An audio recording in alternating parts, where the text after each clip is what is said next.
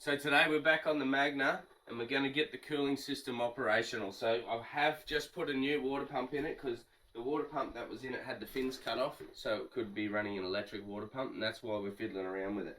So we have this sensor in here, right, and this is for the analog temperature gauge.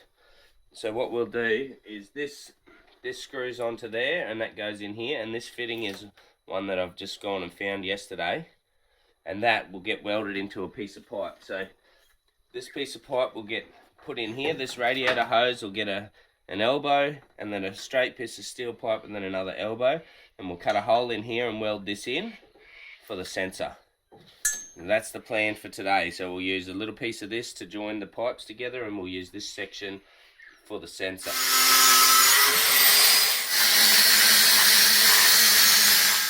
Okay, so this bit of pipe I just cut will go into this bit of radiator hose here, and then into this radiator hose here, and that's me joiner basically.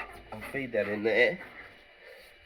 So now we've got a 90-degree bend, which this piece here will go into there, and that sensor will go into there. Righto, so I've got to cut 100mm off of this existing post, this existing hose here. Oh. So I've got this bit of hose on. Oh, that's nice and tight. That's not. You're gonna have to spit on that to get that to go in. Alright. That there will go on here, and I'll put a hose clamp on that. That will go on there, and then we'll cut this to length, and we'll put our long piece of pipe in there, which will have that sensor poking through. So I've measured the length that this pipe needs to be, so I can fit this on here, but still have enough for a radiator hose each side to have a bit of bite on there. So that's it there. So I'm going to cut it off now, and I'll clean all the shit up.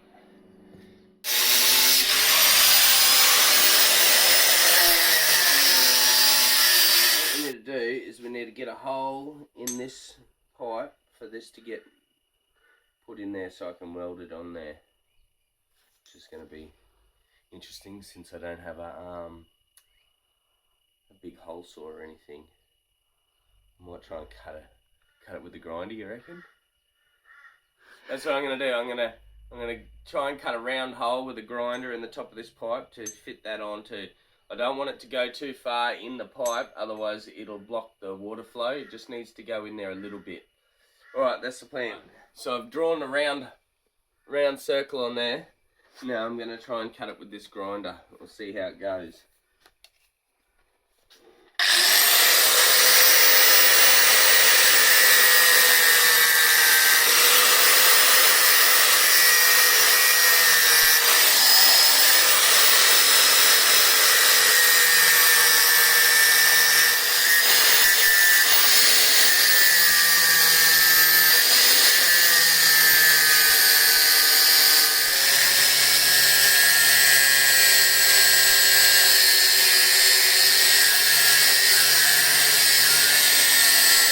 Of this with it, this is likely to grab. Oh, it didn't.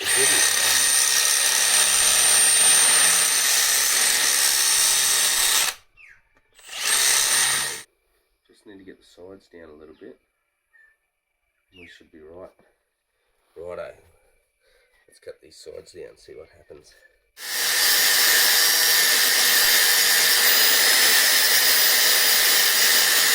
Right.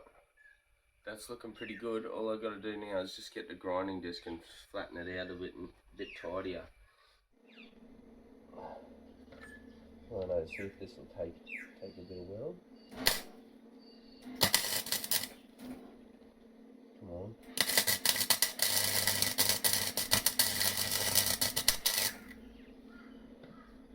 That's welding like shit, but it's tacked now. It's tacked. Yeah. Turn it up a bit. Right.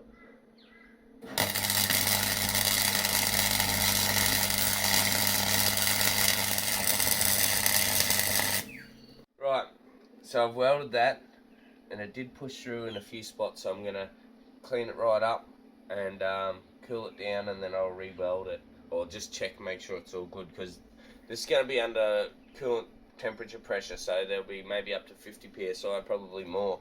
So I've got to make sure that that weld is watertight, so it all fucking goes in there nice and neat. I just don't know, because I got a bit carried away there, and it's gone in pretty deep into that threaded part. Anyway, I'm going to clean it up and cool it down. Alright, so we've got this tidied up, and it's time to finally screw this fitting in. I couldn't find me thread sealant or thread tape, so I just whacked a bit of that black stuff on there, which is really good stuff. Not that it really needs it, because it's a tapered thread anyway, but just for a bit of assurance. There we go. That's it. The welds aren't fantastic, but they should hold the pressure all right. Yeah, it's ready to go on. Now everything on these race cars, it pays to double hose clamp every joint. So you have one hose clamp and then you put a second one on in the opposite direction like that on every joint. It just helps hold them all together. Save you from getting a DNF. Alright, stick this in here. Right up to there. Do them hose clamps up. Put the sensor in.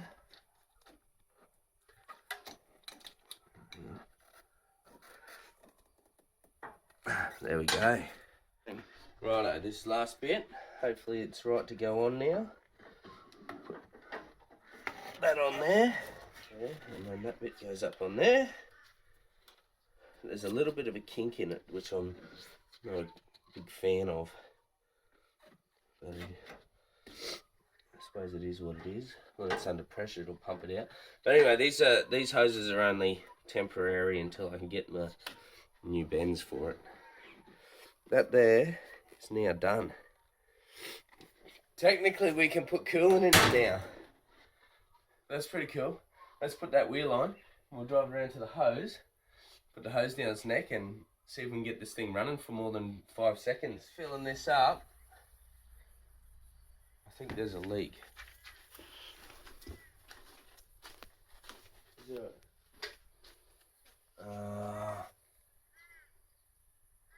fuck, hold on. We don't get to enjoy it filling up because there's water coming out of there. Can you see that? There's water coming out of there, and there's another hole over here. So we're going to have to pull this assembly off and block. So we're going to have to pull the assembly off and try and block those two holes.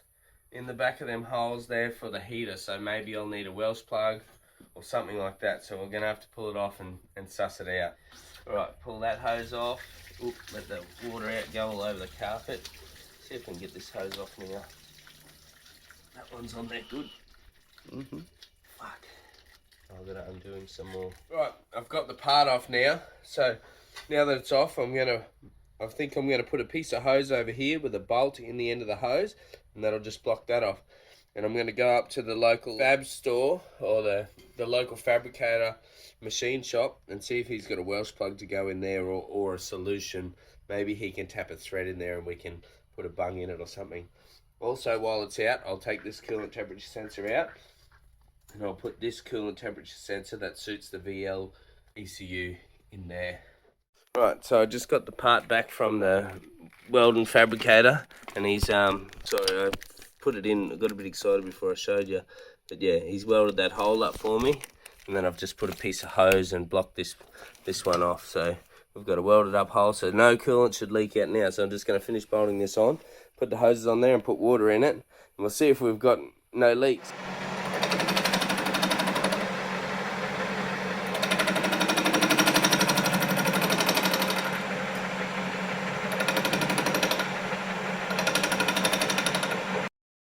So the other bit that was at the engineering shop, perhaps, is this thing. Now there was a full detailed video of me making this in the end. It got burned in the fire, so I'll just show it to you. It looks like a pretty wild contraption, but what we've got here is a VL distributor here, right? And all I've done is I've taken the end cog off and I've put this Mitsubishi Magna one on. Now the bottom half of this is a Magna mounting bracket, and then I've built a custom one.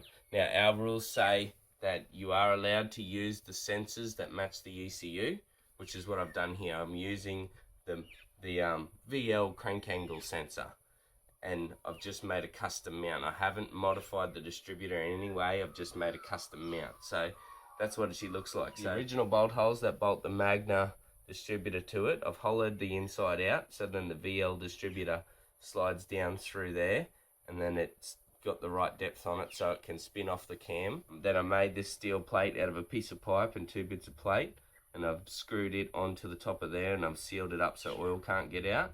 And then there's an O-ring in here that seals to the top there, that stops the oil getting out of the end of the distributor. So we're all sweet for sealing. And then I've got a bunch of holes up the top here, so then I can turn this distributor. If it gets to here, then I move the bolt to that hole, and then I can keep turning it. Once I have that set, I won't need to change it ever again, but just getting it in the right spot so I could get it, do lots of turning to find the right spot. Now I'm going to put this back on, and I'm going to set the timing to 25 degrees advance, because that's what I want to run my car at, and then we can fill it up with water and run it up to temperature and see how she's running.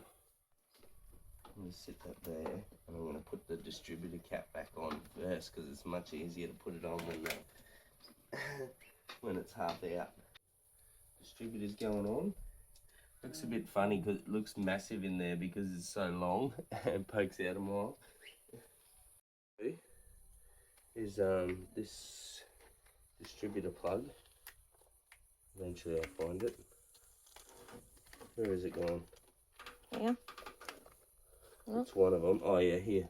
See, this distributor plug's broken, so I've got to cut the one off the other wiring harness and wire it onto here, because this one's in fucking shit house and it falls off. So imagine going that fucking full tilt through a corner and the distributor plug falls off.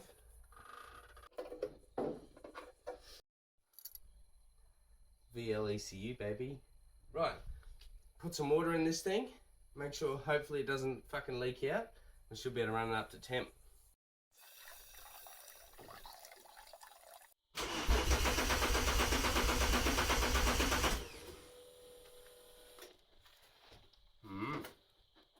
Alright, so I was trying to start it, and I had a quick think about it, and I had it 180 out, which is really easy to do because the gear on the end of the distributor can either go in one way or the other way, but it only goes into the cam one way. So I did put the gear on the wrong way, so I had to take it off, turn the gear around, so then I could put the distributor back on. But I'm quite confident it's going to start.